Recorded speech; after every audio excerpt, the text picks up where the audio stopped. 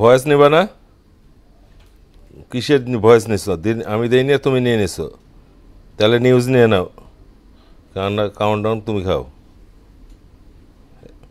1 minute দাঁড়াও, 1 minute পরে countdown শুরু করবা।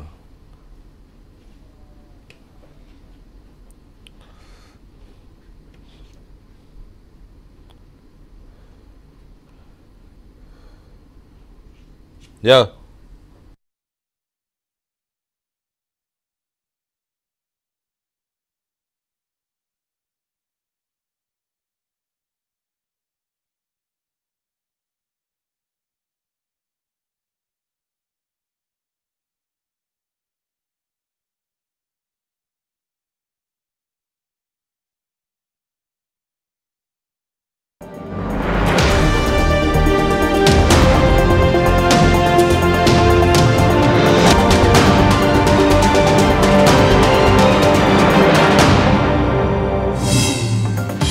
এই সরকারের মেয়াদ 4 বছরের কথা বলেননি প্রধান উপদেষ্টা, দাবি প্রেস সচিবের। খুব শীঘ্রই নির্বাচন কমিশনের নাম ঘোষণার আশ্বাস। গণহত্যা মামলায় গ্রেপ্তার সাবেক 9 মন্ত্রী সহ 13 জন কারাগারে। শেখ হাসিনা সহ সবার তদন্ত 1 মাসের মধ্যে শেষ করার নির্দেশ ট্রাইব্যুনালের। বিজয় দিবস ঘিরে কোনো নিরাপত্তা হুমকি নেই জানালেন স্বরাষ্ট্র উপদেষ্টা। রাজনৈতিকভাবে পুলিশকে ব্যবহার নিষিদ্ধের সুপারিশ করবে কমিশন। এবং বিশ্ববিদ্যালয়ের দাবিতে তিতুমির কলেজের শিক্ষার্থীদের মঙ্গলবারের অবরোধ কর্মসূচি স্থগিত। ক্লাস পরীক্ষা বর্জন অব্যাহত রাখার ঘোষণা।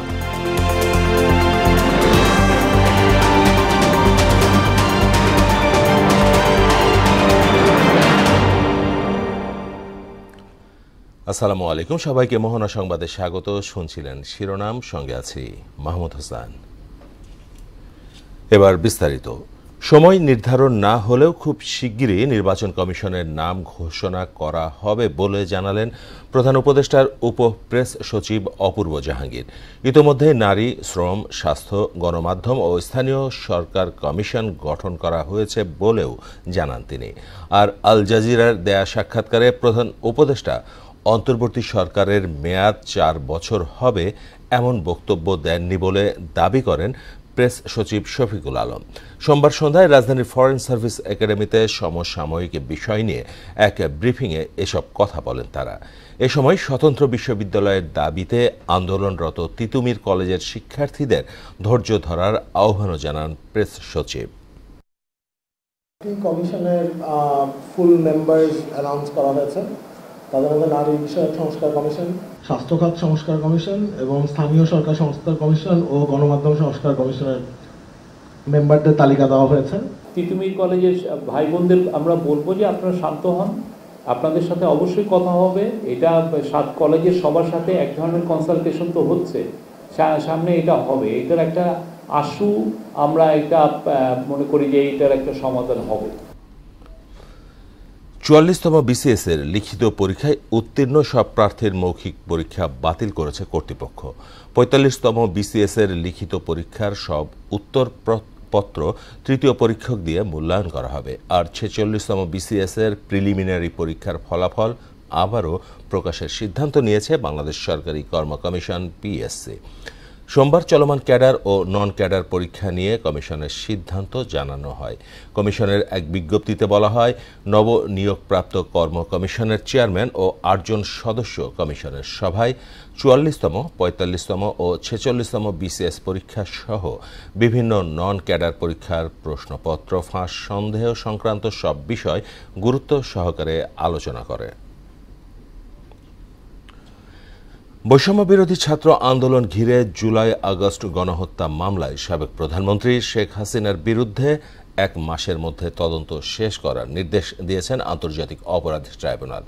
সোমবার দুপুরে ট্রাইব্যুনালের চেয়ারম্যান বিচারপতি মোহাম্মদ গোলাম মর্তুজা মজুমদারের নেতৃত্বে 3 সদস্যের বেঞ্চ এ আদেশ দেন।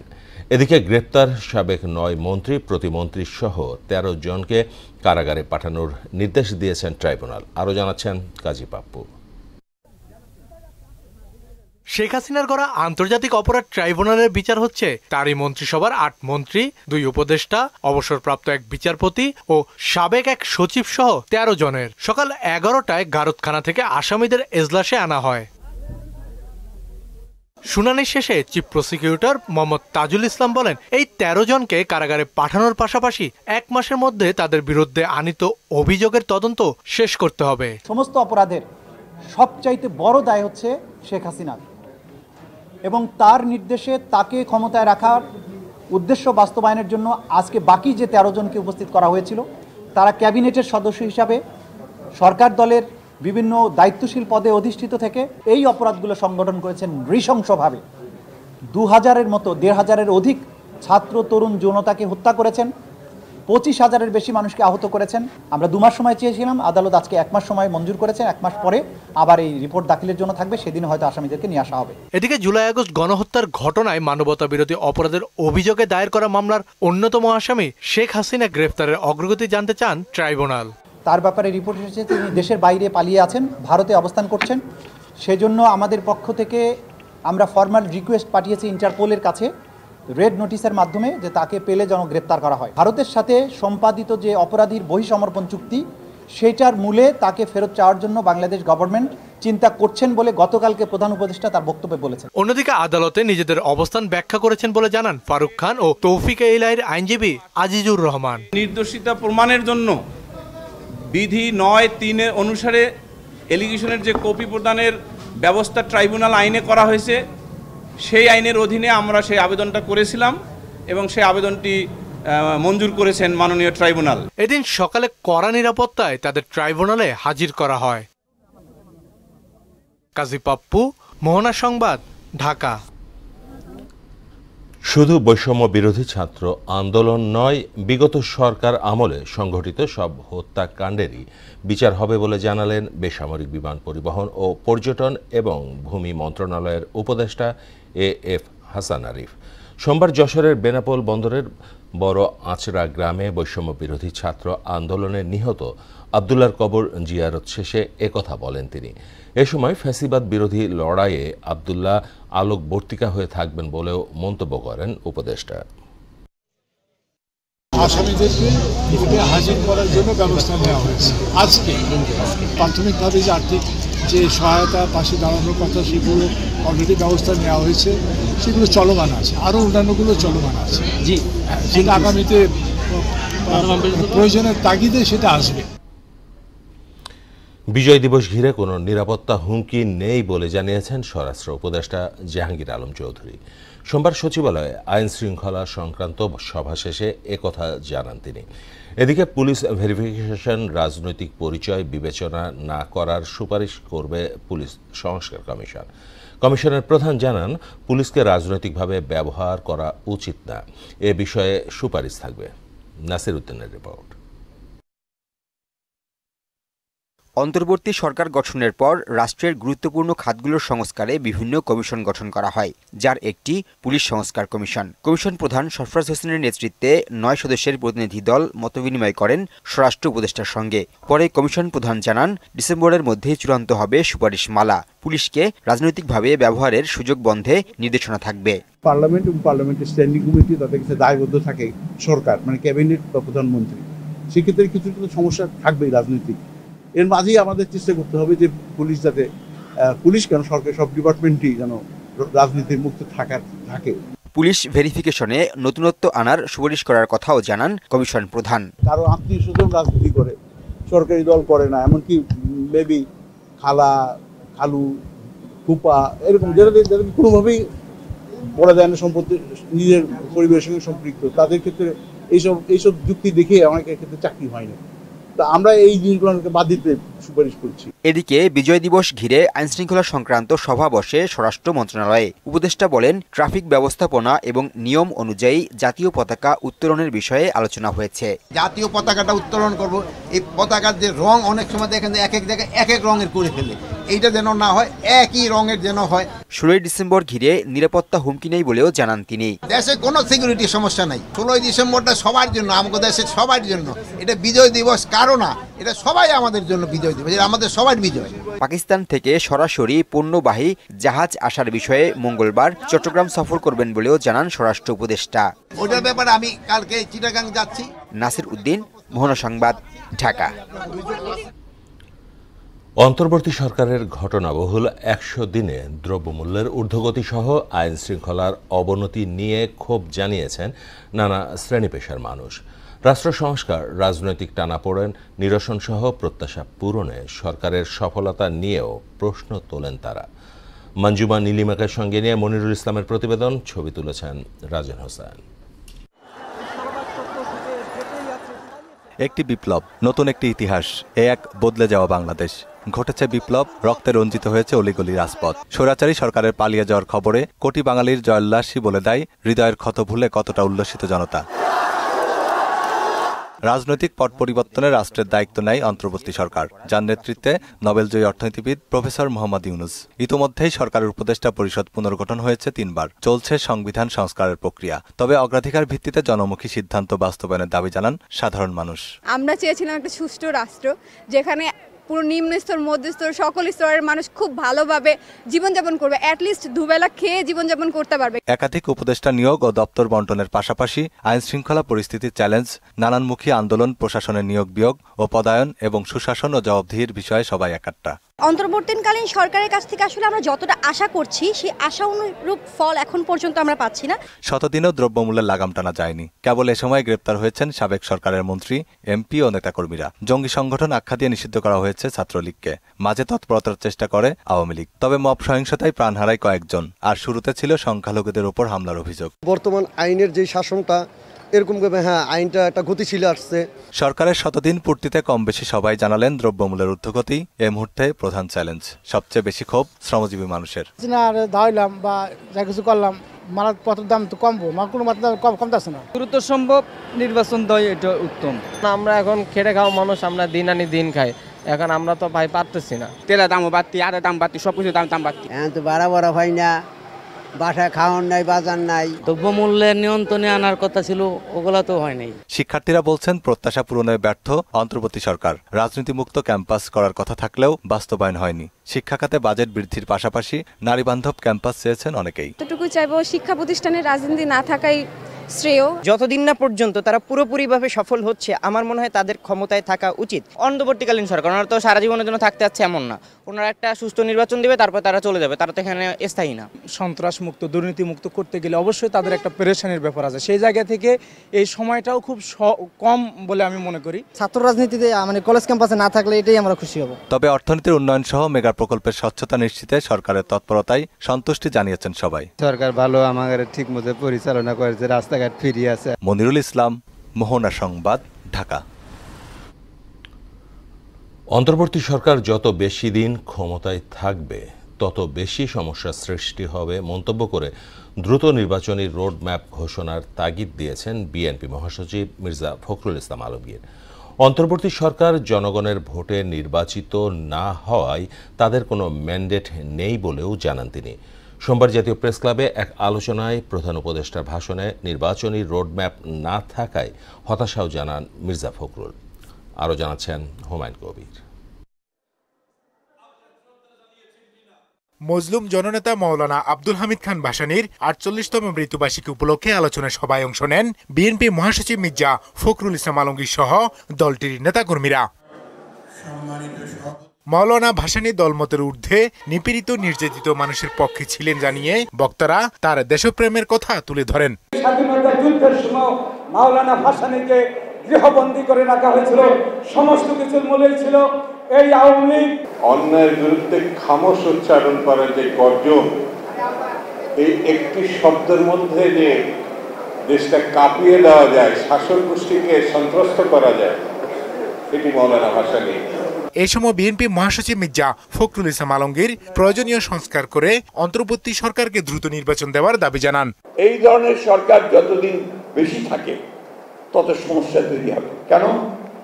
এর তো ম্যান্ডেট নাই, এর তো নির্বাচিত সরকার নয়।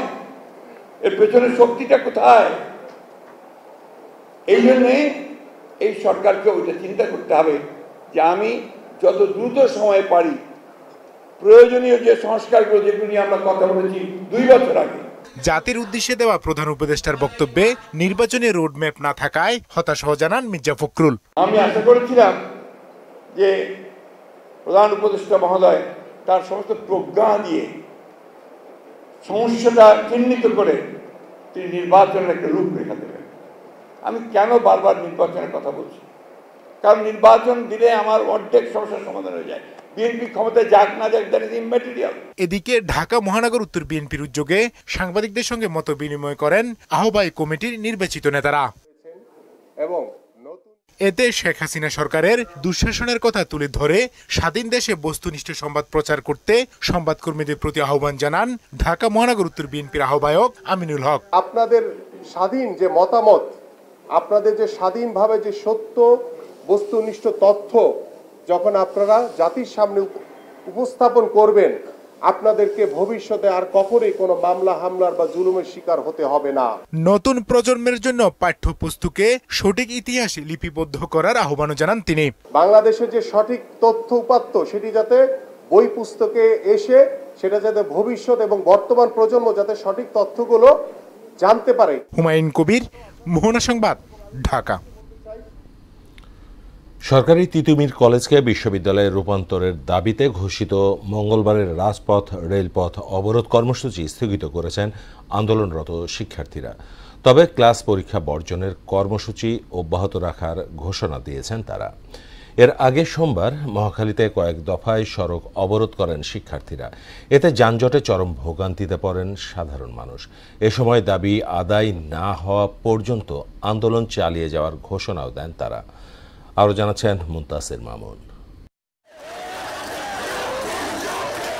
দীর্ঘদিন ধরে পাবলিক বিশ্ববিদ্যালয়ের দাবিতে আন্দোলন করে আসছে তিতুমির কলেজের শিক্ষার্থীরা। বেশ কয়েক দফায় আন্দোলনের পরও তাদের দাবি পূরণ হয়নি। এমন অবস্থায় সোমবার সকাল 11টা থেকে বিকাল 4টা পর্যন্ত সড়ক ও রেলপথ অবরোধ করেন তারা।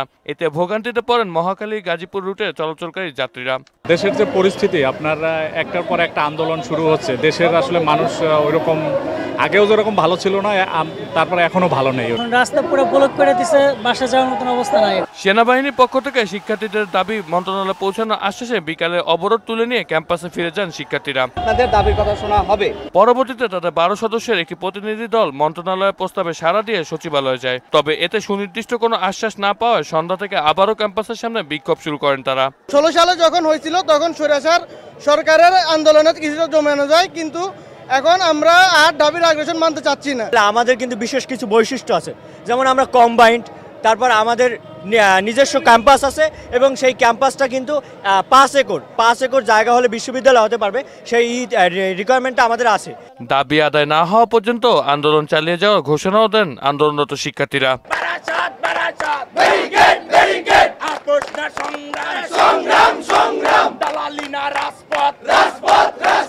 মুনতাসির মামুন, মোহনা সংবাদ, ঢাকা। আইনি প্রক্রিয়া লঙ্ঘন করে গ্রেপ্তার ও রিমান্ডের পুরনো ধারা অব্যাহত রয়েছে বলে অভিযোগ করেছে ট্রান্সপারেন্সি ইন্টারন্যাশনাল বাংলাদেশ টিআইবি। সোমবার রাজধানীতে এক সংবাদ সম্মেলনে টিআইবির গবেষণা পরিচালক শাহজাদা এম আকরাম বলেন, মানবাধিকার লঙ্ঘন ও গ্রেপ্তার সহ আওয়ামী লীগের নেতাকর্মীদের আদালতে আক্রমণ, পরীক্ষা দিতে আসা ছাত্রলীগ নেত্রীকে লাঞ্ছিত করা, এমনকি সাবেক বিচারপতি ও আসামি পক্ষের আইনজীবীর ওপর হামলার ঘটনাও ঘটেছে। এছাড়া আন্তর্জাতিক অপরাধ ট্রাইব্যুনাল আইন সংশোধন না করে বিচার প্রক্রিয়া শুরু এবং বিচারক ও কৌশলী নিয়োগ নিয়েও প্রশ্ন তোলে টিআইবি। সংবাদে নিচ্ছে একটা বিরতি, ফিরছি যখন আরও থাকবে।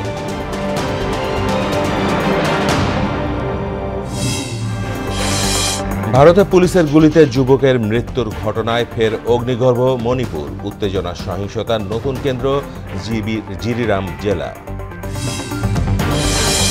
এবং না ফেরার দেশে স্বাধীন বাংলা ফুটবল দলের অধিনায়ক জাকারিয়া পিন্টু, প্রধান উপদেষ্টার শোক।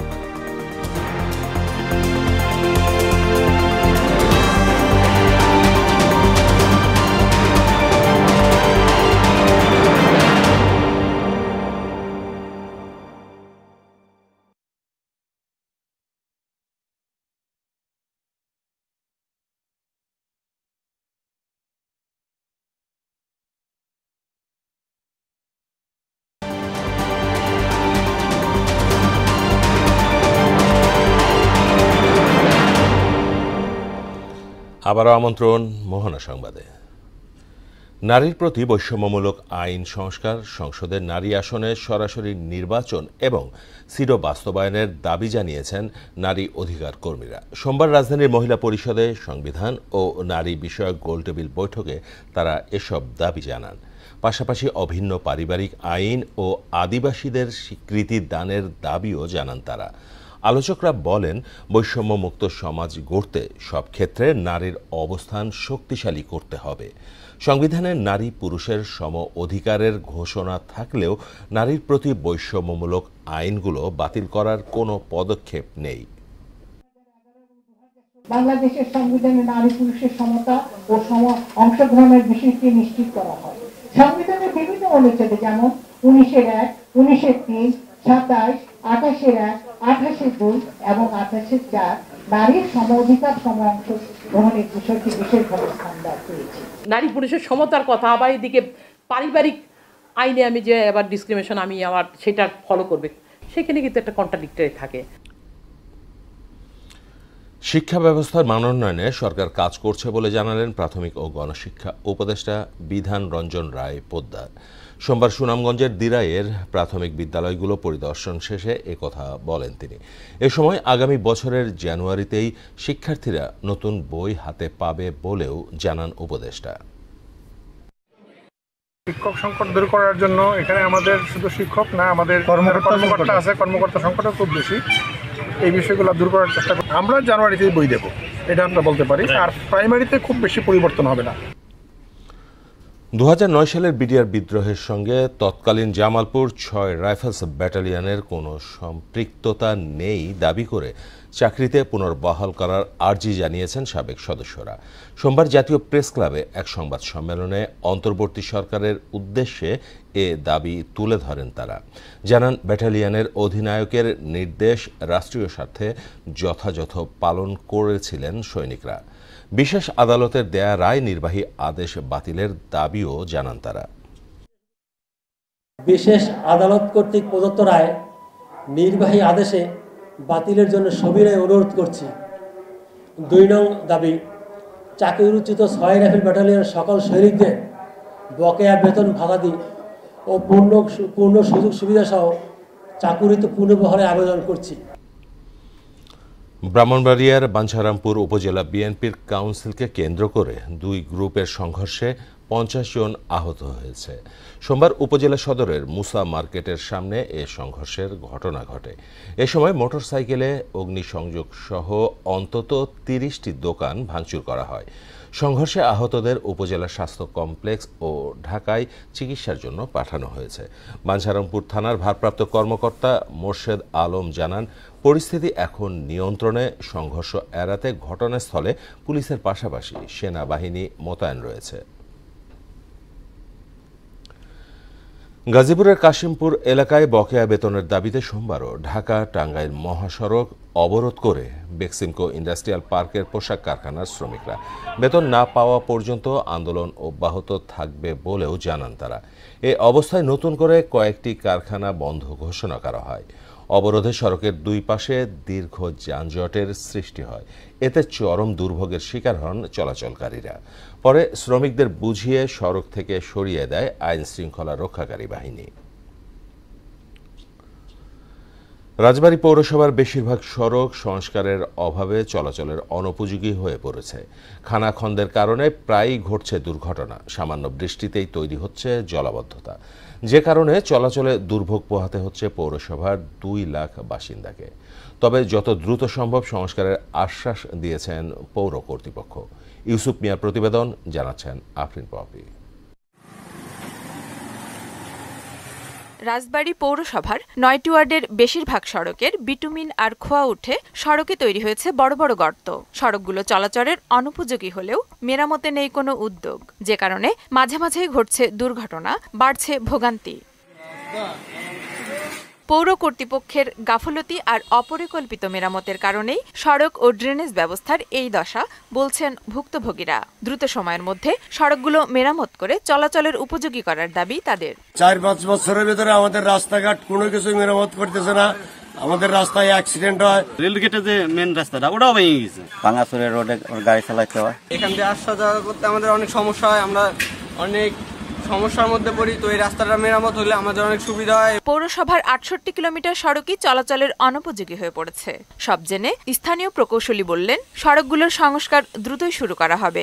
আশা করছি অতি সত্বরই আমরা এই প্রকল্পের অন্তর্ভুক্ত দরপত্র আহ্বানের প্রক্রিয়ার মাধ্যমে রাস্তাঘাট মেরামত সম্পন্ন করতে পারবেন। সড়কগুলো মেরামতে দ্রুত পদক্ষেপ নেবেন কর্তৃপক্ষ, এমন দাবি ভুক্তভোগীদের।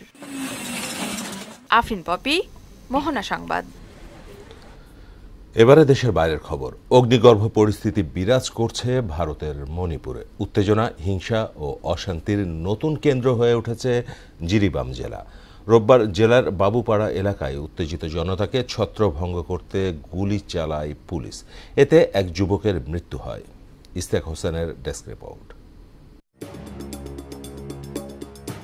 অশান্তি বেড়েই চলেছে ভারতের মণিপুরে। মেইতেই জনগোষ্ঠীর কিছু ব্যক্তির মরদেহ পাওয়া যেতেই ফের শুরু হয়েছে বিক্ষোভ। সোমবার জিরিবাম জেলার বাবুপাড়া এলাকায় উত্তেজিত জনতাকে ছত্রভঙ্গ করতে গুলি চালায় পুলিশ। এই সময় গুলিবিদ্ধ হয়ে এক যুবকের মৃত্যু হয়। এদিকে জিরিবাম থানার ঢিলছোড়া এলাকায় বিজেপি ও কংগ্রেসের দুটি দলীয় দফতরে আগুন দেয়া সহ রাজধানী ইম্ফলে বিজেপির দফতরে ভাঙচুর চালায় উত্তেজিত জনতা। এর আগে গত সোমবার জিরিবাম সীমান্ত অঞ্চল থেকে 6 জনকে অপহরণ করা হয়। এই ঘটনায় এ পর্যন্ত 25 জনকে গ্রেফতার করেছে মণিপুর পুলিশ। তারা সবাই ইম্ফল পূর্ব, ইম্ফল পশ্চিম এবং বিষ্ণুপুর এলাকার বাসিন্দা। রাজধানী ইম্ফল সহ বিস্তীর্ণ এলাকায় জারি করা হয়েছে কারফিউ। তবে এর মধ্যে জিরিবামের অন্তত 5টি গির্জা, স্কুল, পেট্রোল পাম্প ও বাড়িঘর ভাঙচুর করা হয়। কোথাও কোথাও অগ্নিসংযোগের ঘটনাও ঘটে। পরিস্থিতি সামাল দিতে নামানো হয়েছে সেনাবাহিনী। এদিকে বিজেপির মুখ্যমন্ত্রী এন বীরেন সিং এর সরকারের উপর থেকে সমর্থন প্রত্যাহার করেছে ন্যাশনাল পিপলস পার্টি। গত 1.5 বছর ধরে পরিস্থিতি মোকাবেলায় ব্যর্থ হওয়ায় তাদের পক্ষে থাকা সম্ভব নয় বলে জানিয়েছেন দলের সভাপতি কনরাড সাংমা। ইশতিয়াক হোসেন, মোহনা সংবাদ। যুক্তরাষ্ট্রের দেওয়া অস্ত্র দিয়ে রাশিয়ায় হামলা চালানোর অনুমতি দিয়েছে বাইডেন প্রশাসন। যুক্তরাষ্ট্রের মিসাইল ব্যবহার করে ইউক্রেন যদি রাশিয়ায় হামলা চালায় তাহলে তৃতীয় বিশ্বযুদ্ধ শুরু হতে পারে, এমন শঙ্কার কথা জানিয়েছে আন্তর্জাতিক নিরাপত্তা বিশ্লেষকরা। কাজী শাহরিনের ডেস্ক রিপোর্ট। আগামী 20 জানুয়ারি শপথ নেবেন নবনির্বাচিত প্রেসিডেন্ট ডোনাল্ড ট্রাম্প। ইউক্রেনে যুদ্ধ বন্ধের ঘোষণা দেওয়ার পরও যুক্তরাষ্ট্রের দেয়া অস্ত্র দিয়ে রাশিয়ার গভীরে হামলা চালানোর অনুমতি দেয় বাইডেন প্রশাসন। এ কারণে ট্রাম্প প্রেসিডেন্ট নির্বাচিত হওয়ার পর ওয়াশিংটনের নীতিতে বড় ধরনের পরিবর্তন আসতে যাচ্ছে।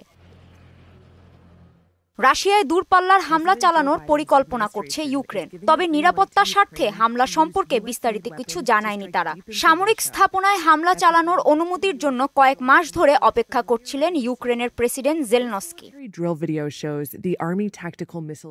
অন্যদিকে ইউক্রেন সীমান্তের রণক্ষেত্রগুলোতে উত্তর কোরিয়ার সেনা মোতায়েন করেছে রাশিয়া। বিষয়টি নিয়ে ওয়াশিংটন ও কিয়েভ শঙ্কা প্রকাশ করেছে। যদি ইউক্রেন যুক্তরাষ্ট্রের মিসাইল ব্যবহার করে রাশিয়ায় হামলা চালায় তাহলে তৃতীয় বিশ্বযুদ্ধ শুরু হওয়ার আশঙ্কা করছেন আন্তর্জাতিক সম্পর্ক বিশ্লেষকেরা।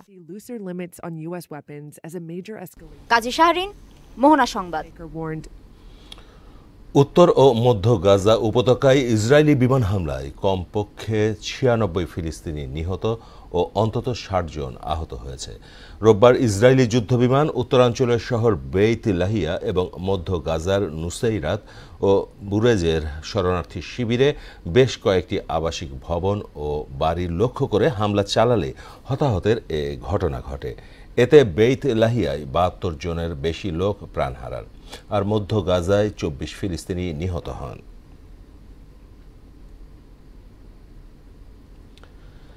প্রাথমিকের পর এবার ভারতের রাজধানী দিল্লির হাই স্কুলও বন্ধের সিদ্ধান্ত নিয়েছে সরকার। কেবল 10ম থেকে দ্বাদশ শ্রেণীর ক্লাস অফলাইনে হবে। সোমবার সকাল 9টায় রাজধানীর শহরটির বায়ুর গুণগত মান ছিল 485। প্রতিদিনই বাতাসের মান অবনতি হওয়ায় দিল্লিতে কঠোর বিধিনিষেধ জারি করা হয়েছে। কর্মক্ষেত্রে 50% কর্মীকে বাড়ি থেকে কাজ করার নির্দেশ দেওয়া হয়েছে। ভারতীয় সংবাদ মাধ্যম TV9 ও NDTV বলছে, তাপমাত্রার পতনের সঙ্গে পাল্লা দিয়ে দূষণ বাড়ছে দিল্লিতে। গত এক সপ্তাহ ধরে দিন দুপুরেও ধোঁয়ায় ঢাকা থাকে গোটা শহর। দেরিতে চলছে ট্রেন এবং বিমান। বায়ু দূষণে আজ দ্বিতীয় অবস্থানে রয়েছে পাকিস্তানের লাহোর আর তৃতীয় বাংলাদেশের রাজধানী ঢাকা। খেলার খবর ক্রিকেট। নিজের বিদায়ী টেস্টে জয়ের দেখা পেলেন না ইমরুল কায়েস। মিরপুর শেরেবাংলা স্টেডিয়ামে জাতীয় ক্রিকেট লিগের ম্যাচের তৃতীয় দিনে খুলনা বিভাগকে 9 উইকেটে হারিয়েছে ঢাকা বিভাগ। এ ম্যাচ দিয়ে টেস্ট ক্রিকেটে অধ্যায় শেষ করার ঘোষণা দিয়েছিলেন ইমরুল কায়েস। ক্যারিয়ারের শেষ টেস্ট খুলনায় হয়ে খেলে করেছেন কেবল 1 রান। এরপর তাকে বিদায়ী সংবর্ধনা দেয় বিসিবি। বাংলাদেশের জার্সি গায়ে দিয়ে সার্ভ করার জন্য বিশ্বের বুকে আসলে যে অবদানটা রাখে, আমার মনে হয় সবথেকে বড় অবদানটা রাখে বাংলাদেশ ক্রিকেট বোর্ড। আমি অনেক কৃতজ্ঞ বাংলাদেশ ক্রিকেট বোর্ডের উপরে। আর সেকেন্ডলি আমি বাংলাদেশের সাপোর্টিং, আমাকে যারা সাপোর্ট করেছেন, আমার খেলা দেখে যারা সাপোর্ট করেছেন, আমার সাথে যারা আমাদের কোচিং স্টাফ থেকে শুরু করে আমাদের টিম ম্যানেজমেন্ট, এভরিবডিকে আমি আসলে ধন্যবাদ দিতে চাই। তৃতীয় টি-20তে 7 উইকেটে জিতে পাকিস্তানকে হোয়াইট ওয়াশ করল অস্ট্রেলিয়া। বেলে রিভ ওভালে 118 রানের টার্গেটে ব্যাট করতে নেমে মার্কাস স্টয়নিসের 27 বলে 61 রানের ঝড়ে 52 বল বাকি থাকতে জয়ে পৌঁছে যায় অজিরা।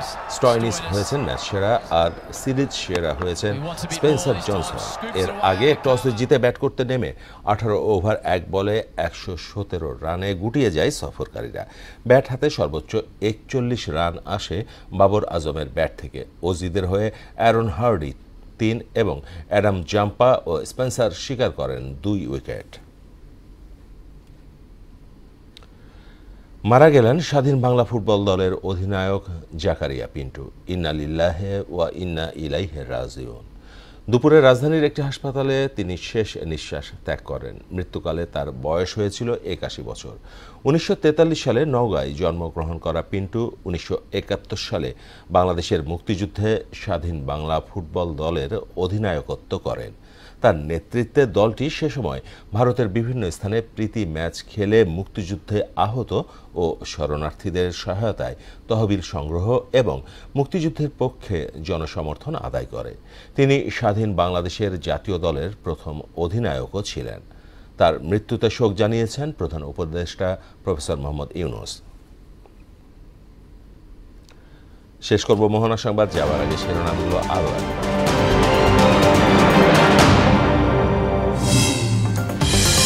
এ সরকারের মেয়াদে 4 বছরের কথা বলেননি প্রধান উপদেষ্টা, দাবি প্রেস সচিবের। খুব শীঘ্রই নির্বাচন কমিশনের নাম ঘোষণার আশ্বাস।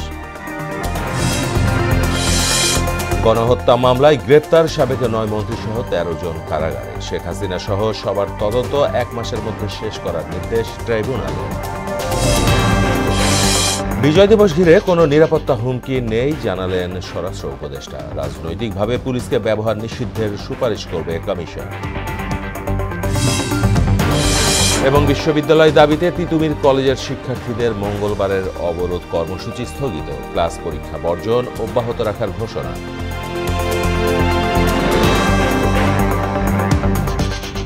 এই ছিল মোহনা সংবাদে। মোহনা শেষ খবর জানতে ভিজিট করুন www.mohana.tv। সংবাদ দেখতে পারেন ফেসবুক ও ইউটিউবে।